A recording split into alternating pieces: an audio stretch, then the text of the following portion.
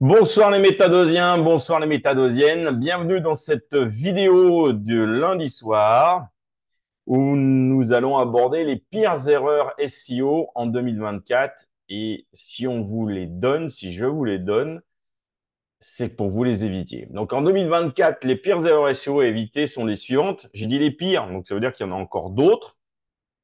Donc je ne vais pas forcément parler ce soir, on ne peut pas parler de tout, c'est non exhaustif.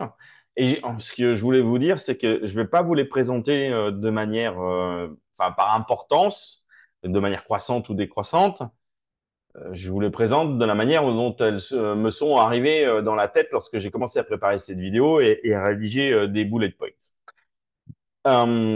Donc, ignorer les Core Web Vitals. Donc, qu'est-ce que c'est qu'un Core Web Vitals? C'est un ensemble de mesures de Monsieur Google qui évalue l'expérience utilisateur sur votre site web, y compris le temps de chargement, l'interactivité et la stabilité visuelle. C'est-à-dire, grosso modo, comment votre site va s'afficher dans le navigateur sur votre smartphone, sur le desktop, comment va apparaître le texte, les images, ce que ça va trembler, bouger, enfin, la façon dont ça va dont ça va performer tout ça, puisque lui, il veut que ce soit parfait pour l'utilisateur et qu'il n'y ait pas de rebond et que l'utilisateur ne soit pas déçu.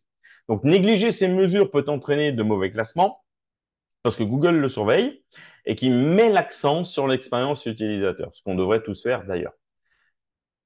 Deuxième erreur, grave d'ailleurs, celle-ci, c'est pas optimiser son site internet pour le mobile.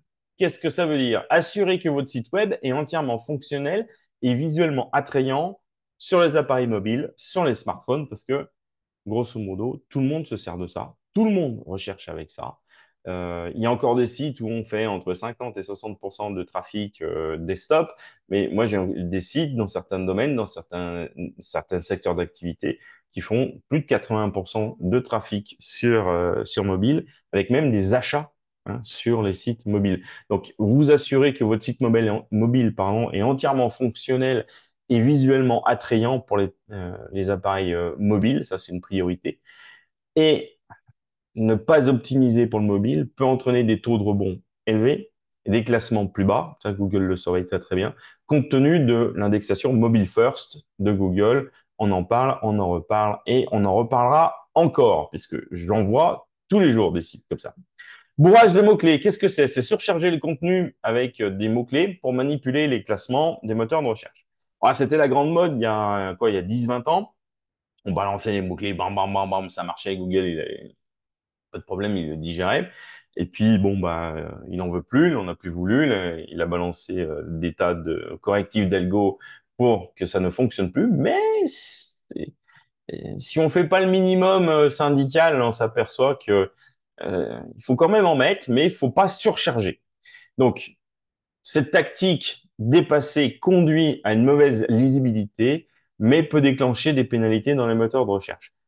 C'est vrai que si on est très très fin, comme je disais tout à l'heure, on arrive à ce que tout le monde comprenne, aussi bien Google que l'utilisateur, de quoi on parle, même si on va pas tout de suite dire bam, balancer les mots-clés sur la première ligne, deuxième ligne, troisième ligne.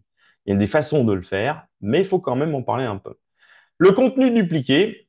Alors, on me propose des contenus des fois, et je le vois, enfin, je le vois encore, hein, des contenus de rédacteurs où il y a du duplicate content. Qu'est-ce que c'est? C'est avoir du contenu identique ou très similaire sur plusieurs pages de votre site internet ou sur plusieurs sites qui sont pas à vous ou qui pourraient être à vous. Ça, c'est une erreur parce que les moteurs de recherche ne peuvent ne pas savoir quelle page classée par rapport à une intention ou par rapport à un mot-clé. Ce qui peut entraîner une visibilité réduite pour tout ce qui est duplicate, puisque comme il hésite, il va pas forcément classer la bonne, ou alors entre les deux, il va se dire, bah, les deux, je sais pas, et boum, il déclasse les deux.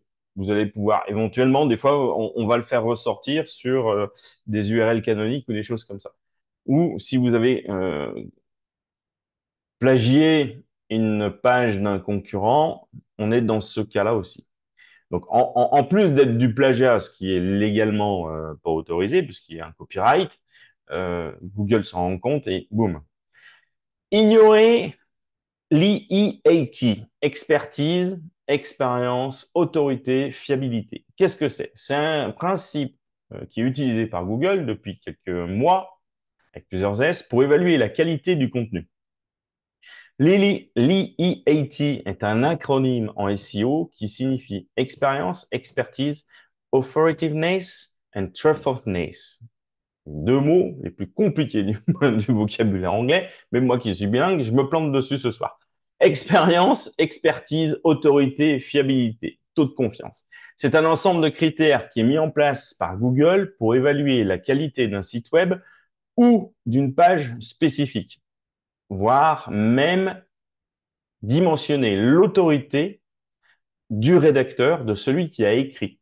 Plus le rédacteur qui est reconnu, si on a bien fait ça comme il faut, a de l'autorité, plus normalement son contenu de facto aura d'autorité. Donc ne pas établir et démontrer l'EAT peut avoir un impact négatif dans vos classements, et en particulier quand vous êtes dans des niches comme le YMYL, autre concept googlien qui veut dire Your Money, Your Life, c'est-à-dire tous les sites qui parlent d'argent, d'investissement, de transactions, enfin tout ce qui est financier, et puis Your Life, tous les sites qui ont attrait à la santé, ce qui tourne autour de la santé. C'est deux sujets touchy où là, Google va regarder ce qui se passe selon ce critère YMRL, et donc là-dessus, il faut être parfait. Les liens de mauvaise qualité sont une erreur. Qu'est-ce que c'est des liens provenant de sites web de mauvaise qualité ou non pertinents? Je vais mettre un joker sur les sites web de mauvaise qualité parce que ça, quand je vais parler de sites web de mauvaise qualité, je ne parle pas de ce critère dans SEMrush ou d'autres qui vont vous dire, ben, puis suivant notre classement, ce site a une note de 2 ou de 3 ou de 4 ou de 5, donc c'est pas de la qualité, donc c'est pas bon, tatati. Oui, sauf que c'est pas la réalité vraie, c'est pas parce que Monsieur Semrush a décidé ça que c'est la réalité. Si c'est un site qui est très bien niché, qui sait de quoi il parle et qui a du PageRank, vous allez avoir de la qualité, vous allez avoir du jus qui va être et ça va être pertinent surtout. Donc, les sites de mauvaise qualité, c'est tout ce qui est hors sujet, hors contexte, où il n'y a pas de jus qui arrive ou des choses comme ça. Donc, de tels backlinks peuvent entraîner des pénalités. Il faut se concentrer surtout sur l'acquisition de backlinks de haute qualité pertinents. Là-dessus, j'ai dû faire 2 ou 3 vidéos sur qui sont les vendeurs de backlinks et l'acquisition de backlinks. Donc, c'est un sujet qui est un peu récurrent. C'est normal puisque c'est quelque chose d'important pour le référencement, puisque, comme je le dis depuis le début de l'année, le SEO, c'est les clics et les liens. La lenteur de votre site internet, on en revient, mais je remets une deuxième couche par rapport au Web Core Vitals. C'est le temps nécessaire pour qu'une page web se charge, un site internet se charge. Si c'est lent pour une raison X, Y, Z, parce que, par exemple, on adore mettre des flashs, des éclairs, des flouf, chouf dans tous les sens. Bah ça, c'est du code et le code est lourd. Donc, ça met du temps et Google, il aime pas ça et l'internaute, il aime pas ça. Au bout d'un temps, ça va le gonfler. Il revient en arrière. Donc, vous avez perdu du temps, du travail. Donc, le temps de chargement lent frustre les utilisateurs et sont un facteur critique dans l'algorithme de classement de Google. Ne pas utiliser les données structurées est une erreur de plus en plus. Qu'est-ce que c'est? Le balisage schéma aide les moteurs de recherche à comprendre de quoi il en retourne et le contenu de vos pages. Ce sont des bouts de code qui expliquent à Google de quoi on parle. C'est une erreur de ne pas utiliser ces données structurées et ça va réduire votre visibilité et votre taux de clic si vous n'avez pas mis en place ce codage. Entre autres, ce codage va vous permettre d'apparaître dans des boîtes, dans des box Google, dans des snippets, comme on dit. Donc, il faut les utiliser. Ignorer le référencement local. Ah, encore une fois de plus, j'en parle et j'en reparle. 2024, c'est sûr qu'on ne peut pas se passer de référencement local. C'est important. C'est très important. Optimisez votre présence en ligne pour attirer davantage d'affaires, de business, de prospects, d'utilisateurs, de visiteurs, de ventes, tout ce que vous voulez à partir de recherches locales. Vous avez des gens qui passent, qui sont dans votre région et qui recherche vos produits et vos services, il faut qu'ils vous trouvent. Donc ça, c'est basé sur le SEO local. Donc si vous n'optimisez pas pour la recherche locale, ça veut dire que vous allez manquer du trafic pertinent, de valeur et des clients potentiels dans votre zone géographique. Ça, je ne l'aurai de cesse de le répéter. Et c'est pas parce que vous êtes une grosse boutique nationale que vous pouvez vous en passer. Certes, non. Le contenu mince est une erreur. Qu'est-ce que c'est? Ce sont des pages avec peu ou pas de contenu utile. Ça ne veut pas dire forcément un contenu peu épais, d'ailleurs mince, peu épais, merci Nicolas, c'est-à-dire peu de mots-clés, enfin peu de mots, pardon. Des fois, un contenu de 400 mots, on va vous dire que c'est un contenu mince. Oui et non.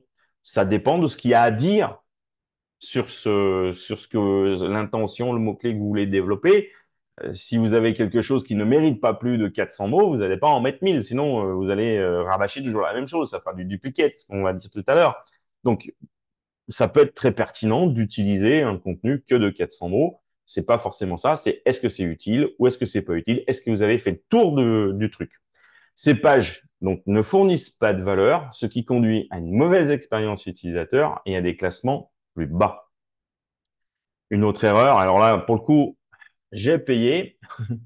Ne pas mettre à jour les anciens contenus, c'est arrivé pas plus que sur mes sites perso. Donc, conserver des informations obsolètes sur votre site web, c'est pas bien du tout. Il faut mettre à jour ou actualiser les anciens contenus. Sinon, vous allez trouver une diminution de la pertinence et des classements au fil du temps. Alors, sur un blog, ça parle forcément d'actualité. Donc, ne pas mettre à jour un blog, quand vous parlez d'une actualité qui a eu lieu en 2000, c'est une actualité qui a eu lieu en 2000 avec une thématique, des données qui datent de 2000. Aller la mettre à jour, ça peut être compliqué et servir surtout à rien, sauf si on fait référence à des données de manière générale. Donc là, je mets une parenthèse et un bémol. Par contre, sur votre contenu Evergreen qui vous sert au référencement, là, oui, il faudra mettre à jour vos datas. Parce que mettre à jour votre contenu, parce que ce contenu, s'il est evergreen, ça veut dire qu'il est toujours à jour, qu'il est toujours valable. Vous parlez de quelque chose qui est, si vous êtes sur une page où vous parlez de voitures d'occasion, si vous donnez le nombre de voitures d'occasion qui roulent en 1900, mais qu'est-ce qu'on s'en balèque? Alors, non, peut-être qu'on dans un paragraphe, vous pouvez dire en 1900, il y en avait tant, et que maintenant, il s'en vend tant. OK, mais ce qui nous intéresse aussi, c'est justement maintenant. Donc ça, c'est à mettre à jour. Et en 2020, en 2030, ce ne sera pas la même chose qu'en 2024, ce n'est pas la même chose qu'en 2020. Ignorer l'intention de l'utilisateur, ça, c'est une grosse erreur. Il faut comprendre ce que l'utilisateur recherche, son intention, lorsqu'il saisit un mot-clé ou une requête. Alors, je préfère utiliser le mot requête. Donc, je dis souvent, où est votre target cible? Où est-ce qu'ils sont? Qu'est-ce qu'ils recherchent? Où est-ce qu'ils ont mal? Donc, ça, c'est la base. Créer une des bases. Créer du contenu qui ne correspond pas à l'intention de l'utilisateur de votre target cible peut entraîner un mauvais engagement et des classements inférieurs. Normal, vous passez à côté. On ne va pas vous récompenser parce que vous avez loupé le truc. Ce serait un peu idiot. L'utilisation de textes d'ancrage non pertinents ou suroptimisés. Qu'est-ce que c'est qu'un texte d'ancrage? C'est le texte cliquable dans un lien, un hyperlien. L'erreur, ce serait d'avoir des textes d'ancrage suroptimisés ou non pertinents qui vont apparaître spammy aux yeux de Google et entraîner des pénalités algorithmiques. C'est tout un art de faire des liens avec des bons textes d'ancrage. Et sur certains sites qui justement en vendent, des fois on voit des angles qui sont suroptimisés, mais ça peut pas marcher. Ça va marcher au début, puis après forcément vous allez vous faire dézinguer au bout de quelques mois. Alors, il y a d'autres phénomènes qui vont faire que ça va se faire dézinguer sur ce type de site de mauvaise qualité, mais voilà. Donc il y a une façon de jouer avec les encres. On peut les optimiser d'une manière très intelligente, de manière à ce que ce soit bien fait, très ciblé et non spammé. Négliger les signaux sociaux. J'en parle et j'en reparle et à plusieurs titres depuis 2022, Google regarde bien ce qui se passe sur les forums et les réseaux sociaux, puisque c'est l'impact de l'activité sur les réseaux sociaux est fort pour le référencement de votre site Internet. C'est une façon de voir l'engagement qu'il peut y avoir. Ignorer le rôle des réseaux sociaux et des signaux sociaux peut réduire l'efficacité globale de votre stratégie SEO, puisque de toute façon, ça fait partie de votre référencement global. Donc, vous avez tout intérêt à le faire de manière intelligente, puisque on parle de vous, c'est votre branding et ça fait partie de votre SEO global. Ne pas effectuer des audits SEO réguliers, ça c'est une erreur. On en a encore parlé ce matin. Pour être sûr qu'on n'a pas fait d'erreur, pour être sûr qu'on valide notre stratégie, de voir si ça fonctionne, il faut examiner régulièrement les performances SEO de son site Internet, je dirais même de la concurrence. L'erreur est de sauter les audits parce que ça va entraîner des occasions manquées pour des améliorations et des problèmes non résolus qui nuisent à vos classements. Donc, il faudrait aller, je vais vous dire, 2 par an, OK? Ça va vous permettre de voir si vous vous plantez, puis ça va vous permettre aussi de voir si vos concurrents se plantent ou s'ils font mieux. Vaut mieux s'en rendre compte le plus vite possible pour pouvoir corriger le plus vite possible. Ne pas créer de cocon sémantique. Qu'est-ce que c'est qu'un cocon sémantique? Une fois de plus, un cocon sémantique est une stratégie qui consiste à organiser le contenu de manière thématique et hiérarchisée, en reliant les pages connexes par des liens internes, et beaucoup plus que ça même, de manière pertinente. Ne pas créer de cocon sémantique est une erreur et ça peut empêcher les moteurs de recherche de comprendre la profondeur et la pertinence de votre contenu. Alors, quand je dis profondeur, c'est pas la profondeur de crawl, ça n'a rien à voir. C'est la profondeur sémantique pour les liaisons qu'il peut y avoir entre les différentes pages ou intentions de recherche.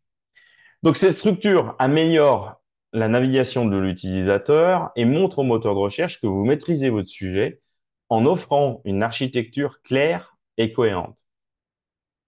Donc, cela favorise forcément votre meilleur classement pour toutes les raisons qu'on a vues tout à l'heure, les liens, les clics et la compréhension sémantique entre les entités.